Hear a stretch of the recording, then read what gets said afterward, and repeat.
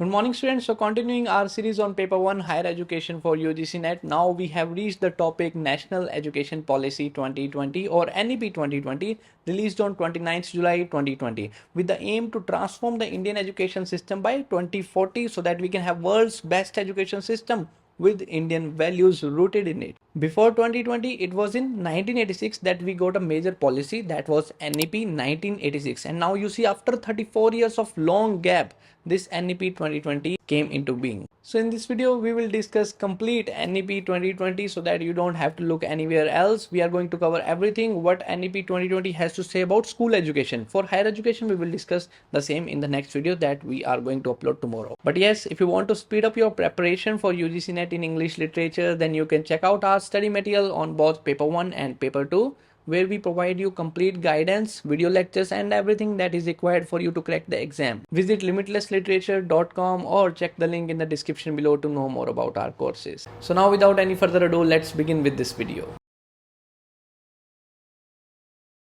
So NEP 1986 was released by MHRD, Ministry of Human Resource Development, but in 2020 its name got changed to Ministry of Education. When I first read the name of new education department, Ministry of Education, the novel of 1984 by George Orwell resurfaced in my mind.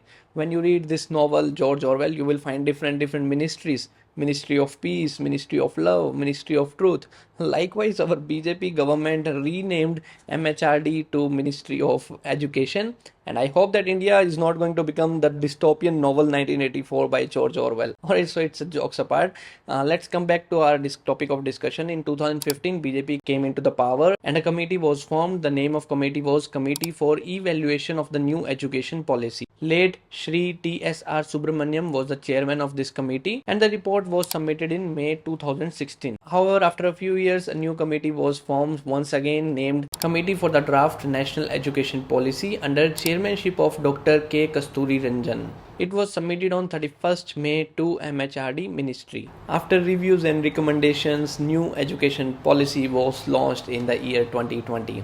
It focused on some key points like access, equity, quality, affordability, and accountability. There is a lot of flexibility given in choosing the subjects and undergoing interdisciplinary studies. Holistic education with multidisciplinary courses will be the aim of the upcoming education system of India. It will also help in developing critical and analytical thinking, along with life skills and constitutional values. At last, teacher and faculty will play the major role in the improvement of education system. Alright, so you have to remember all these points, make notes on it, and also remember that on school level, we have to aim that children will be provided education from preschool to secondary school with 100% GER, gross enrollment ratio, by 2030. That is the aim. Okay, by 2030 every student will get the education.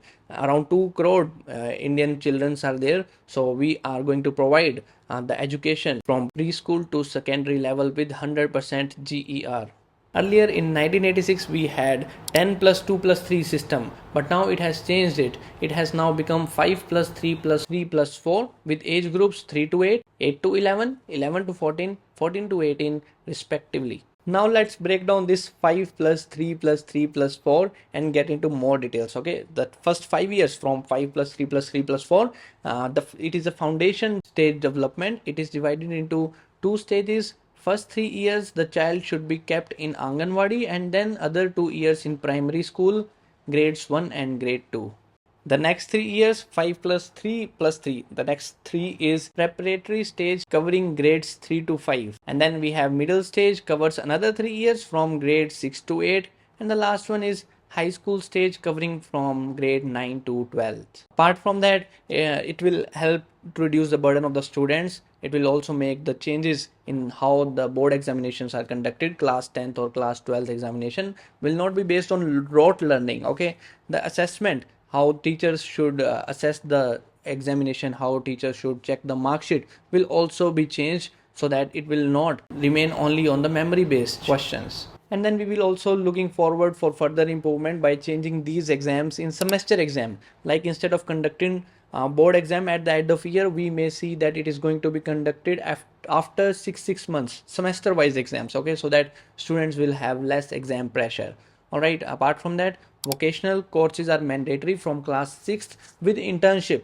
Like they are trying to make the education skill based education so that students have some skills by the end of their schooling. So 6 months vocational courses are mandatory for class 6th. After the class 6th, like from class 6th, with internship also be provided to them. More points to remember here is that no language will be forced till class 5th. Education will be provided in mother tongue or regional language. New textbook with high quality content will be made by NCERT in collaboration with SCERT that will give flavor and touch from local surroundings. Normal report cards will be changed into 360-degree holistic progress card, which will also include assessment of extracurricular activities, vocational courses, etc. Exam pattern will be changed for competitive exams so that no urgent need for coaching classes will be required. New national curriculum framework for teachers education will be formulated by National Council in consultation with NCERT. Mandatory B.Ed is required to teach in schools, and by 2030 integrated B.Ed program will be offered for 4 years. But yes, if you have done the graduation, then B.Ed will be provided. B.Ed program is of 2 years. Okay, so there are some children who are from underprivileged background, but they have gifted.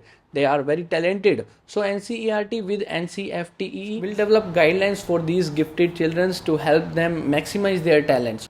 Also, there is a framework for school teachers also. Teachers will get the training and must complete a continuous professional development CPD course. This course is for 50 hours and it is mandatory for the teachers to complete it every year in order to stay updated with their learning and professional skills.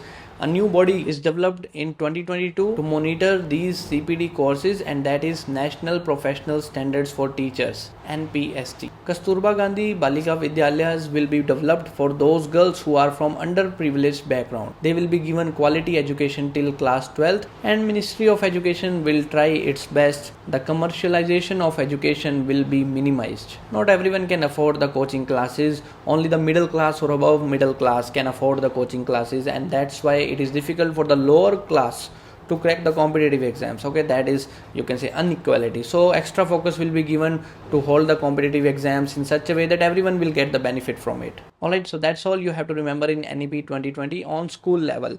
Try to make the notes on whatever I have discussed, because that's all you have to remember in this particular topic, and we will discuss what NEP 2020 has to say on higher education. That will be a little long video, so I have separated both the videos for school education and higher education level. So I'm going to talk the same in the next upcoming video. Do not forget to subscribe the channel for more such updates. I will see you soon in the next one. That is it for this. Thank you.